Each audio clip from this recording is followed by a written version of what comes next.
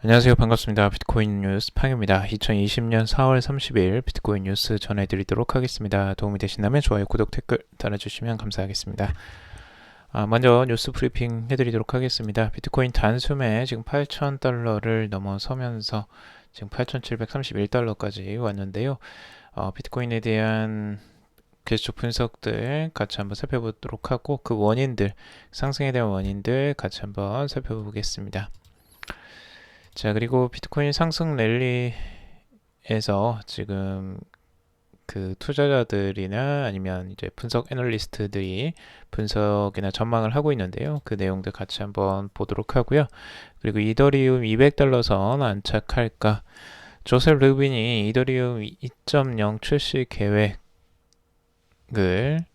이야기를 했는데 이 코로나19 영향은 없을 것이다 라고 전망을 했다고 합니다. 자, 크립토맘 중앙은행 디지털 화폐와 이 민간 암호화폐 공존 가능하다라고 언급을 했다고 합니다. 자, 나스닥에서 R3 코다 블록체인으로 이 디지털 자산 플랫폼을 제공할 것이다 라는 소식이 있고요. 그리고 미국의 교통부가 블록체인 기반 드론 관리 시스템을 검토하고 있다 라는 기사도 있습니다. 그리고 암호화폐 투자자 66%가 세금 부과에 찬성을 한다라는 기사가 있고요. 그리고 세계 경제 포럼 블록체인 공급망 도입 지침을 발간했다라는 소식이 있습니다. 자, 그럼 첫 번째 소식부터 보도록 하겠습니다. 우선 비트코인이 단숨에 8,000달러를 넘어서면서 현재 8,731달러까지 치솟았는데요. 단기적으로 오랜만에 급등하는 양상들이 나왔습니다. 가장 큰 또 저항선으로 작용할 거라고 봤던 8,000달러 선을 가볍게 돌파를 하면서 그 크게 상승이 나왔는데 상승세와 이제 거래량도 같이 동반하면서 올라왔습니다. 하지만 이 9,000달러대에서 이제 저항선을 맞고 지금은 잠깐 숨고르기를 하고 있는 상황이라고 할 수 있는데요. 여기에 대해서 이제 비트코인의 상승에 대한 여러 가지 의견들이 또 나오고 있습니다. 암호화폐 전문 미디어 뉴스 BTC의 애널리스트인 야슈 골라는 이날 비트코인의 상승에는 증시와 유가 상승에 따른 위험자산 투자 분위기 개선이 영향을 미쳤다라고 설명을 하고 있습니다. 또 그는 미국 연방준비제도의 양적 완화 정책은 트레이더들의 비트코인 시장 노출을 확대할 가능성이 있다라고 내다보고 있습니다. 시장 전문가들은 2주 앞으로 다가온 반감기 기대감이 이날 상승 랠리를 이끈 것으로 분석을 하고 있습니다. 그래서 이제 반감기에 대한 이슈와 그리고 지금 최근에 뭐 유가가 상승하고 증시가 같이 동반 상승했던 그런 영향을 받아서 같이 이제 상승 분위기에서 동반 상승하는 게 아니냐라고 전망을 하고 있고요. 그리고 지금 암호화폐 전문 미디어의 크립토 글로브에 따르면 암호화폐 평가 서비스 제공업체 와이즈 레이팅스의 창업자 마틴 와이즈가 이 비트코인에 대한 언급을 또 했는데요. 비트코인 반감기 이후에 엄청난 규모의 암호화 자산 열풍이 나타날 것이다 라고 말을 하고 있습니다. 그는 비트코인을 비롯한 경쟁력이 있는 토큰 가격이 사상 최고가를 기록할 것이며 정부도 조직도 개인도 이를 막지는 못할 것이다. 반감기 때마다 장기간에 걸친 불마켓이 이어졌다. 이번에도 막대한 부를 창출할 것이다 라고 언급을 했습니다. 하지만 이걸 이제 오해하시면 안 되는 게 반감기가 있다고 해서 무조건 급상승이 바로 됐다는 건 아니에요. 그러니까 과거의 패턴을 봤을 때 반감기가 있고 나서 오히려 급락하는 양상들이 몇 번을 보여주었습니다. 단기적으로는요. 그래서 이 말만 믿고 반감기면은 무조건 상승을 하나 보다 이렇게 해서 매입을 하시고 보시는 것은 굉장히 위험할 수도 있으니까 여러분들 그 부분은 참고적으로 보시면 좋을 것 같고요. 자, 그리고 상승 랠리 경계에서 비트코인 애널리스트들이 이제 대형 기관 투자자가 비트코인의 강세를 전망하고 있다라고 보고 있는데, 오늘 또 이제 상승이 나오면서 긍정적인 내용들이 많이 나오고 있습니다. 이제 뭐 전망보다 여기에서 보고 싶은 거는 비트코인이 본격적인 상승 랠리에 경계선에 서 있다라고 보면서 그 이유로 드는 게 이제 암호화폐 온체인 데이터 플랫폼인 글래스노드의 데이터를 인용해서 이 최근 비트코인 시장의 잔액이 0 이상인 신규 지갑 주소가 지속적으로 증가를 하고 있다라는 부분입니다. 그래서 이 지갑 수가 계속 이제 늘어난다는 거, 지갑이 지갑만 늘어나는 게 아니고 빈 지갑이 아니고 안에 이제 잔액이 들어가 있다라는 거죠. 이 0 이상이라는 건 그만큼 비트코인은 실제로 이제 가지고 있는 지갑 수가 늘어나고 있다라는 것들을 이제 긍정적으로 해석을 하는 겁니다.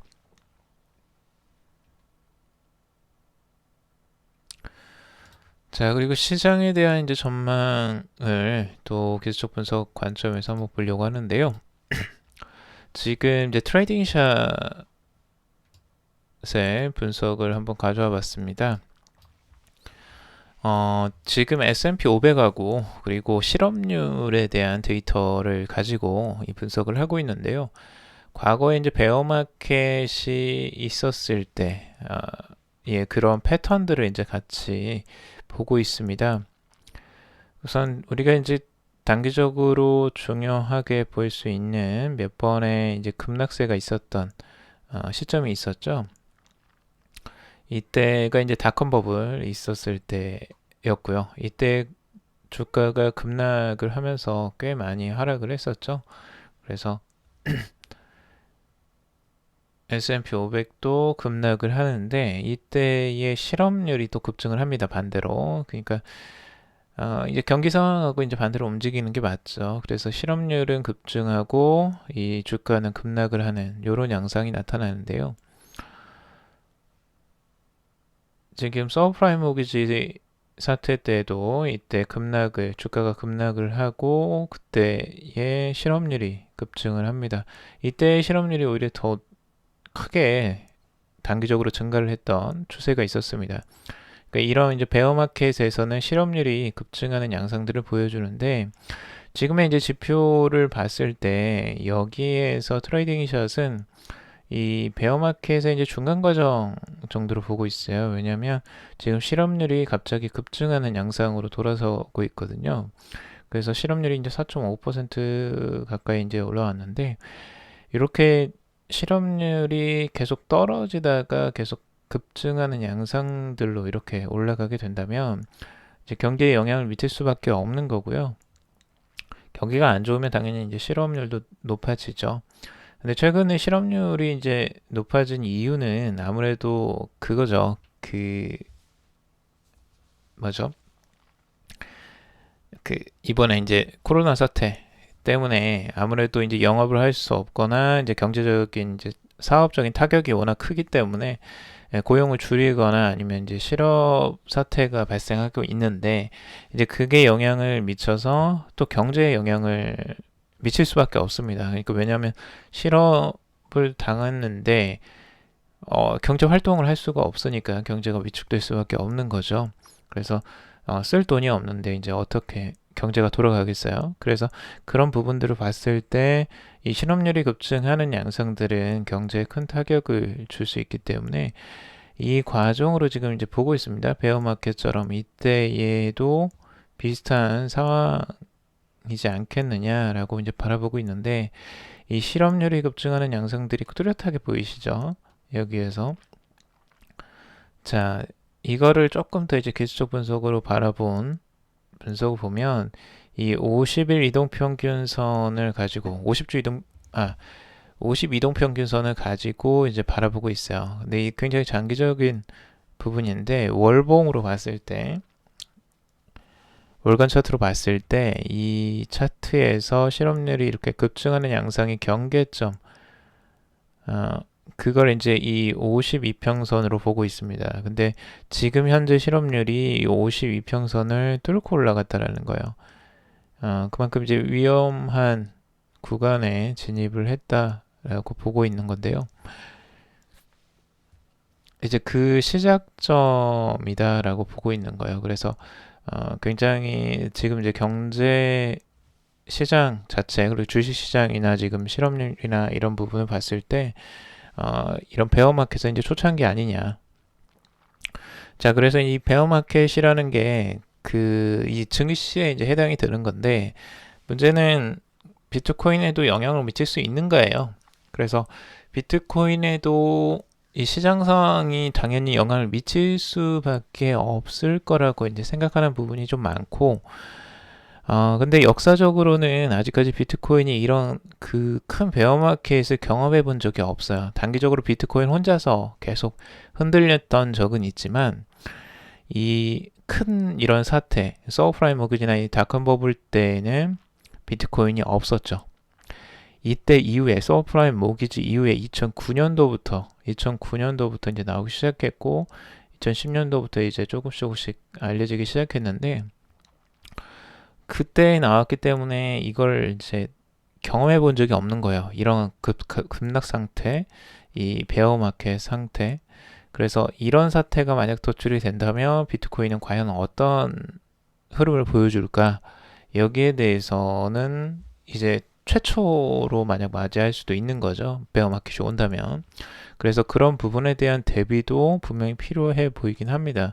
그래서 우리가 예측하기가 어렵다. 그 데이터가 아예 없기 때문에 그런 부분을 여러분들이 염두에 두시고 시장을 바라보시면 좋을 것 같고, 조금 이제 리스크 관리를 하는 차원에서 여러분들이 큰 시장 흐름을 좀 보시면 좋을 것 같습니다.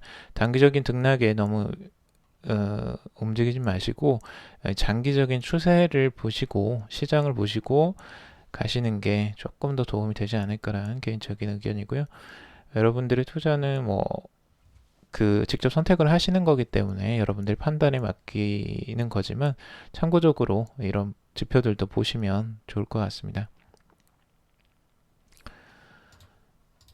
자, 그리고 이더리움 200달러 선에 안착할까? 조셉 루빈이 이더리움 2.0 출시 계획을 발표를 했는데요. 이 코로나19 영향이 없을 것이다 라고 언급을 했습니다. 이더리움 공동 설립자인 이 조셉 루빈, 이더리움 프로젝트의 인큐베이터인 컨센시스의 창업자죠. 조셉 루빈이 이더리움 포스 버전의 상업적 설계적 측면을 다룬 새로운 FAQ를 이제 발표를 했습니다. FAQ에 따르면 이더리움 2.0 출시 타임 프레임워크는 코로나19와 이에 따른 시장 침체의 영향을 받지는 않았다라고 이야기를 하고 있고요. 예정대로 2020년 페이즈 0 비콘 체인이 시작되고 이 2021년 페이즈 1에서 블록체인을 64개의 상호 연결 샤드로 분할할 예정이라고 합니다. 그리고 이더리움 1.0은 이더리움 2.0의 첫 번째 샤드로 이제 공존을 하고 2021년에서 2022년에 페이즈 2로 넘어서면서 이더리움 2로 완전히 대체가 된다고 합니다. 완전한 버전업은 이제 중간을 거치고 이 연결 상태에서 완전하게 바뀌는 건 2021년에서 2022년으로 지금 계획이 되어 있습니다.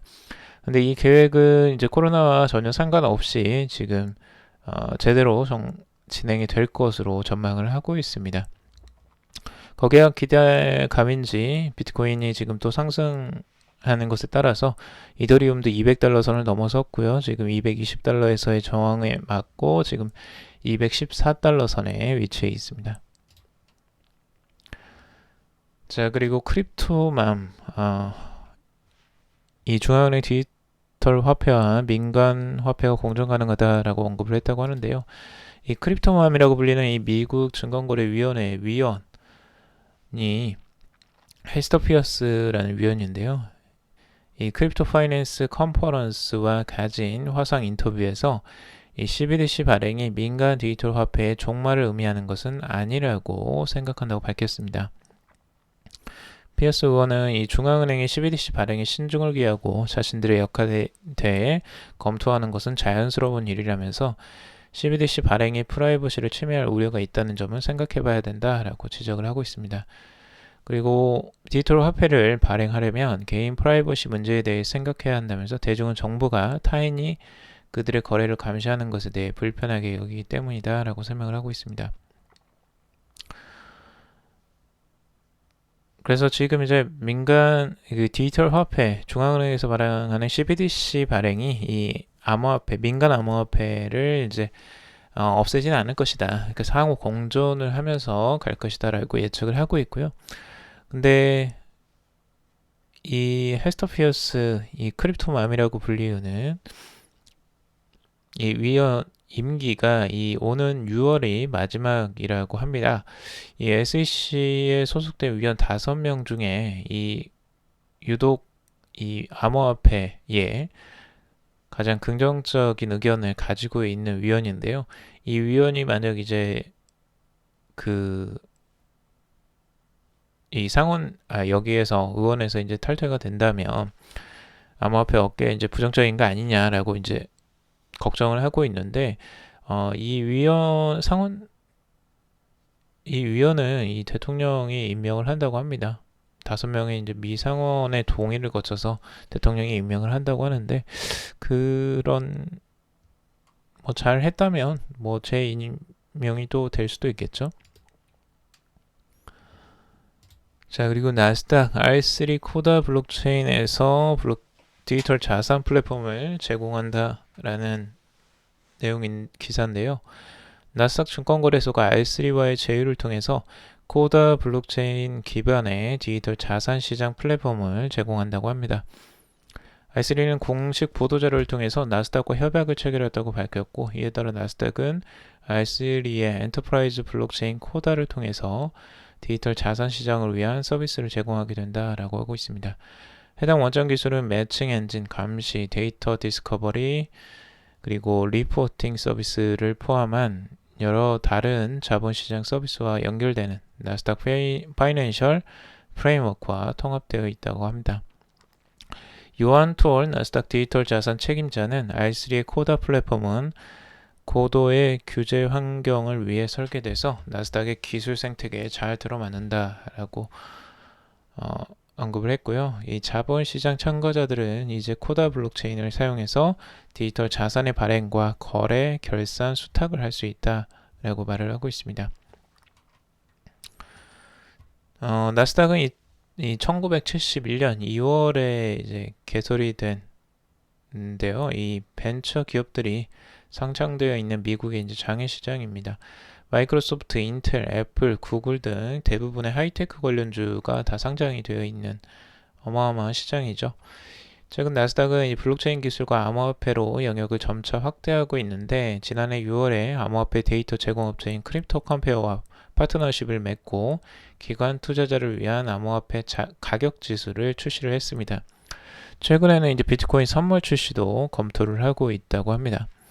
이 아데나 프리드먼 나스닥 CEO는 지난 10월 인터뷰를 통해서 블록체인을 거래 인프라 개선을 위한 첨단 기술 중 하나로 인식하고 적극 활용하고 있다라고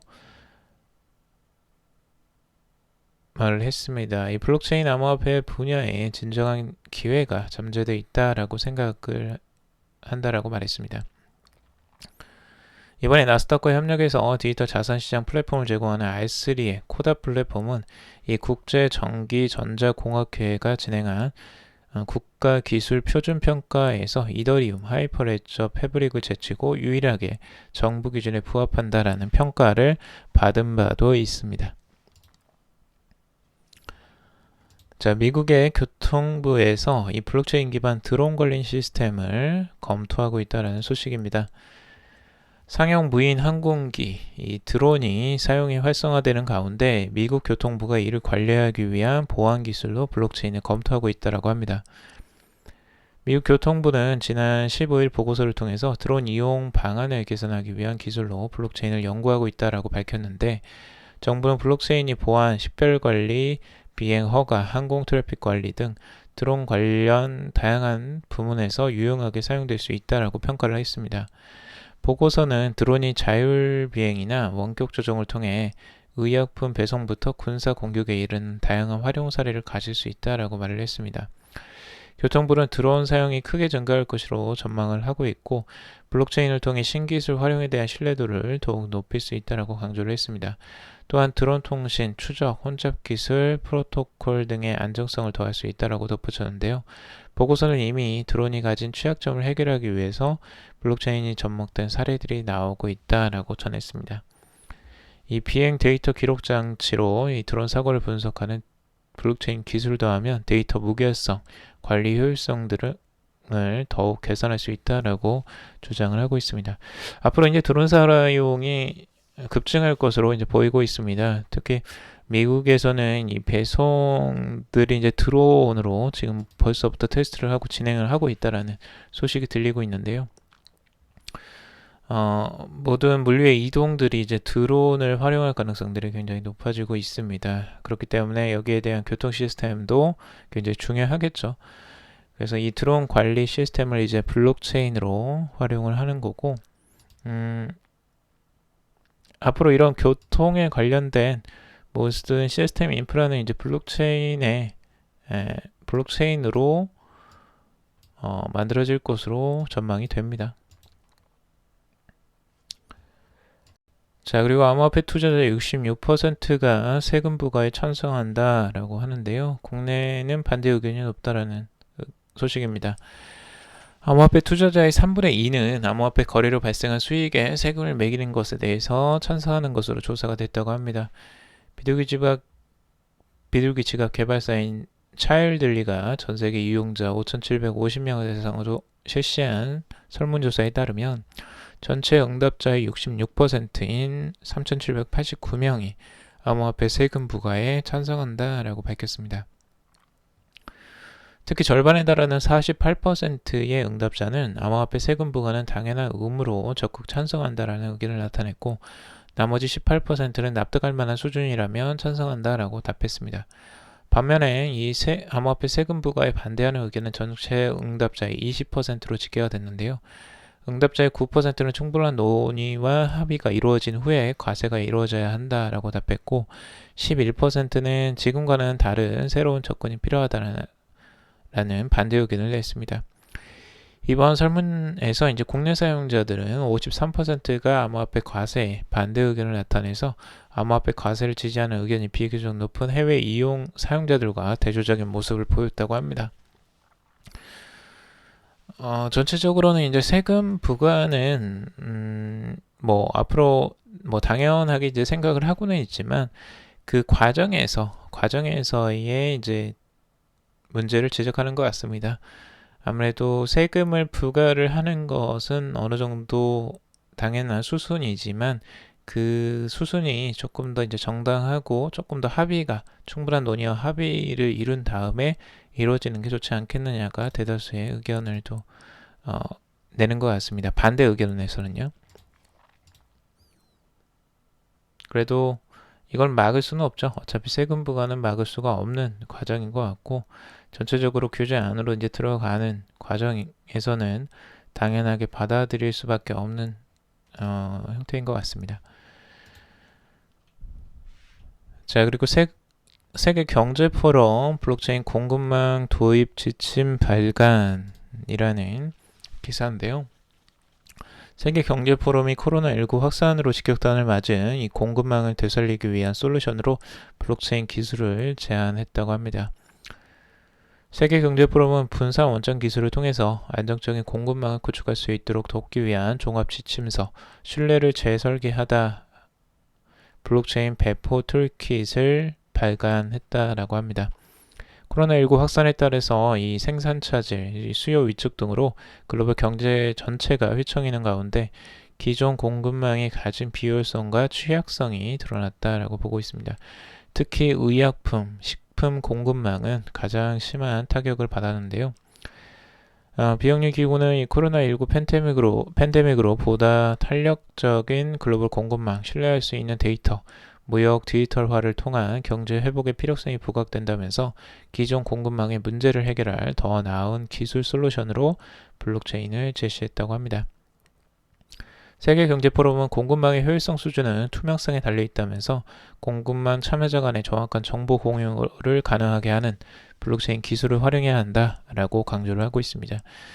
세계경제포럼에서도 이런 보고서를 통해서 지침을 통해서 전 세계 이제 기업들의 이 블록체인 공급망 도입을 조금 더 이제 촉진시키고 있는 거고요.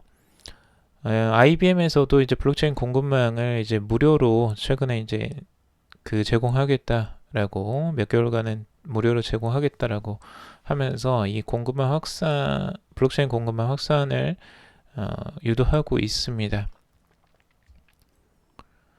지침서에는 일반적인 설명뿐만 아니라 체크리스트, 가이드 문화, 위험 평가들을 통해서 과세, 데이터 프라이버시, 컨소시엄 생태계 거버넌스 구성, 퍼블릭 또는 프라이빗 체인, 사이버 보안, 다양한 내용들, 사안들을 자세히 다루고 있다고 합니다. 실제 지침서에는 이 기업들, 사우디 아람코나 히타치 등의 대기업부터 중소기업까지 다양한 이 기업의 상황들을 이제 분석하고 거기에 맞게 지금 나온 지침서라고 하고 있습니다. 앞으로는 이 블록체인 공급망이 주요적인 대세가 될 것 같습니다. 아무래도 이제 투명성 면이나 효율성 면에서 훨씬 기존의 공급망을 앞서기 때문에 전체 대세가 되지 않을까라는 전망을 하게 되네요. 자, 오늘 여기까지 기사를 브리핑 해드렸습니다. 여러분 도움이 되셨길 바라고요. 도움이 되셨다면 좋아요, 구독, 댓글 달아주시면 감사하겠습니다. 투자에 관련된 정보들은 참고사항일 뿐이고 조언이 아니니 투자하실 때 여러분들 스스로 꼭 판단하시고 결정하시기 바라겠습니다. 금이도 방송 들어주셔서 정말 감사합니다.